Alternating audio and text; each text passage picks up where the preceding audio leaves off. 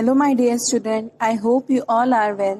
सो आज हम जियोग्राफी का chapter number 5 map reading and depiction अर्थात कि मानचित्र पठन एवं अंकन कैसे किया जाता है वह इस चैप्टर में पढ़ेंगे।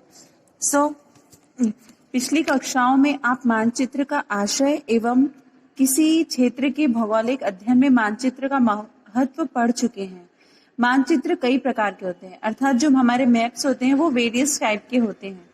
भौतिक, राजनीतिक, वितरण मानचित्र एवं विशेष उद्देश्यों की पूर्ति हेतु विकसित विशेष मानचित्रों का अध्ययन भी आप कर चुके हैं। पिछले के चैप्टरों में आपने ये सभी भौतिक, राजनीतिक, वितरण मानचित्र एवं विशेष उद्देश्यों की पूर्ति हेतु जो भी मैप्स थे वो आप सभी पढ़ चुके हैं।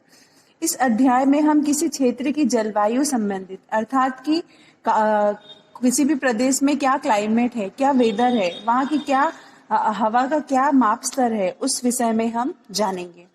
मौसम मानचित्र से आशय अर्थात मीनिंग ऑफ वेदर मैप। जो वेदर मैप का मीनिंग क्या होता है, अर्थात वेदर मैप अर्थात क्या?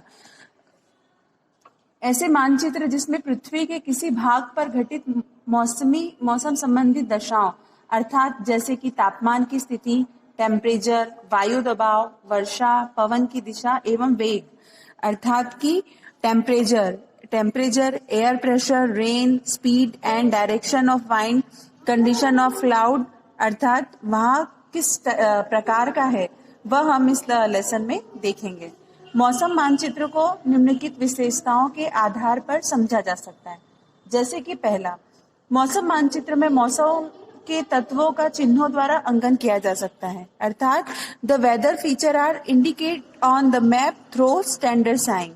सेकेंड, मौसम मानचित्र को तैयार करने हेतु वेधशालाओं अर्थात ऑब्जर्वेशन पायलट्स ऑफ एरोप्लेन, वायुयान के पायलटों, गुब्बारों तथा जलयानों से मौसम सूचनाओं को प्राप्त किया जा सकता है।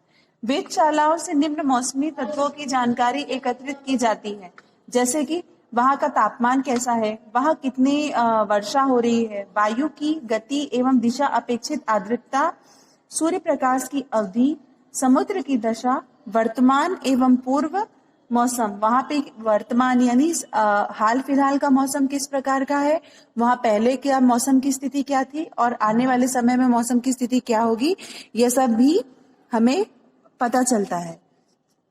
फोर्थ पॉइंट, प्रत्येक विकसित राष्ट्र में मौसम मानचित्र का प्रकाशन किया जाता है, अर्थात जो भी कंट्रीज हैं वहाँ सभी जगहों पर मौसमी तत्वों की जानकारी एकत्रित की जाती है, अर्थात वहाँ पे सभी कंट्रीज में मानचित्र अर्थात कि मैप्स का प्रकाशन वो पब्लिश किया जाता है। फिफ्थ पॉइंट, भारत में मौसम मानचित्र का प्रकाशन 1875 में आरंभ हुआ, अर्थात जो ये मैप्स थे वो कब बनना स्टार्ट हुए? 1875 में।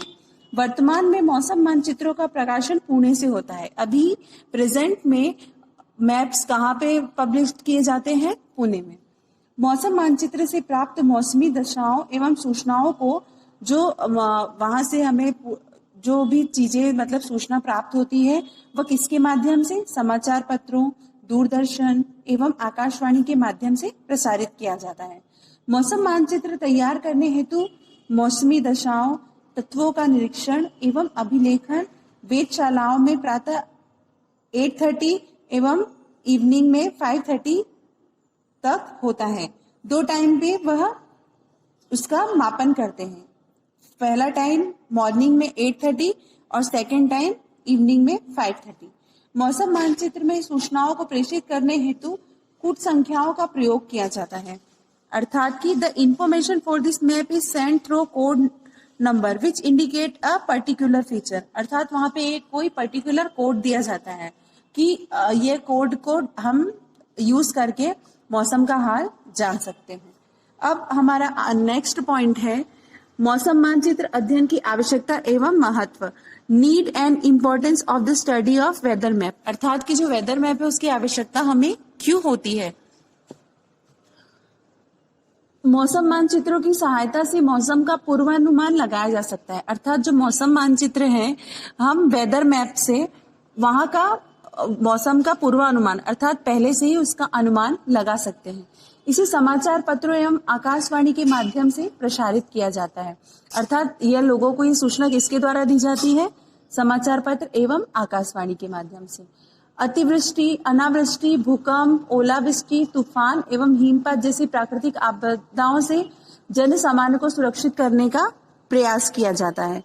अर्थात कि जो भी हमें पहले से अर्थक्वेक या कोई भी क्लाइमेट्स के थ्रू मतलब क्लाइमेट्स के लिए हमें जो भी मतलब लोगों को सूचना देनी होती है, कहाँ अधिक वर्षा होने वाली है, कहाँ भूकंप आने वाला है, कहाँ बाढ़ आने वाली है, यह लोगों को पहले से ही सूचित किया जाता है, जिससे कि वह अपने हित में आ जाके उससे बच सकें।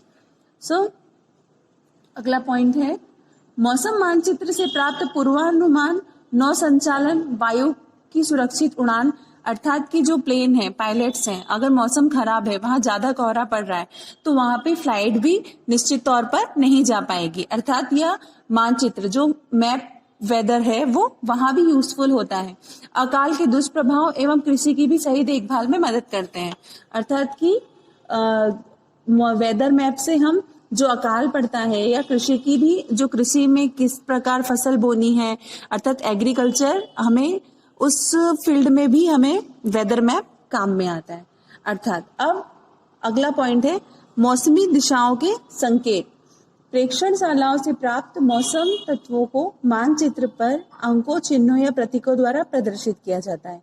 अर्थात कि इसके अलग अलग चिन्ह होते हैं, प्रतीक होते हैं, उसके द्वारा उसे प्रदर्शित किया जाता है। इन्हें अंतरराष्ट्रीय मौसम संकेत भी कहा जाता है, जिसको इंटरनेशनल वेदर सिंबल भी कहा जाता है। इन संकेतों को 1935 में वारसा, जो कि इटली में है, आयोजित अंतरराष्ट्रीय मौसम विज्ञान संघ द्वारा मान्यता प्रदान की गई थी।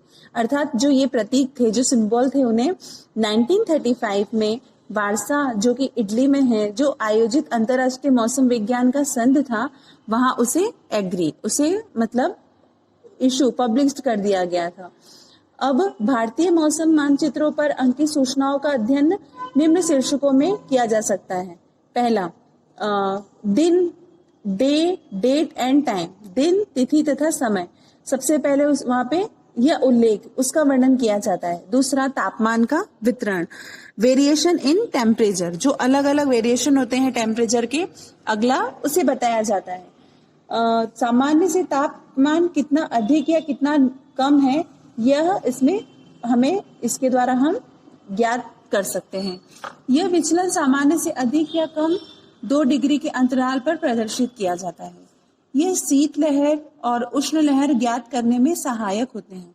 अर्थात कि कोल्ड या हॉट वेदर हम इसके द्वारा टेम्परेचर के थ्रू प्राप्त कर सकते हैं। टेम्परेचर के बाद आता है वेरिएशन इन एयर प्रेशर, अर्थात कि वायु दाब का वितरण। मौसम मानचित्र में वायु दाब को मिलीबार में दर्शाया जाता है। Wind pressure is also indicate to know how much it is on the higher और लोअर साइड, अर्थात कि वह कितने ऊंचाई पर तापमान कितना है, वायु का दबाव, और हायर मतलब भूमि भाग में वायु का तापमान क्या है, उसे भी दर्शाता है। उच्च अंक वायु दाब को तथा निम्न अंक वायु दाब को प्रदर्शित करता है। कभी कभी L कम दाब के लिए और H अधिक दाब के लिए भी लिखा जाता है। अर्थात कम दाब के लिए L सिंबल बनाया जाता है और अधिक दाब के लिए H से उसे प्रदर्शित किया जाता है। इसे समोच्च रेखाओं की तरह पढ़ा जा सकता है।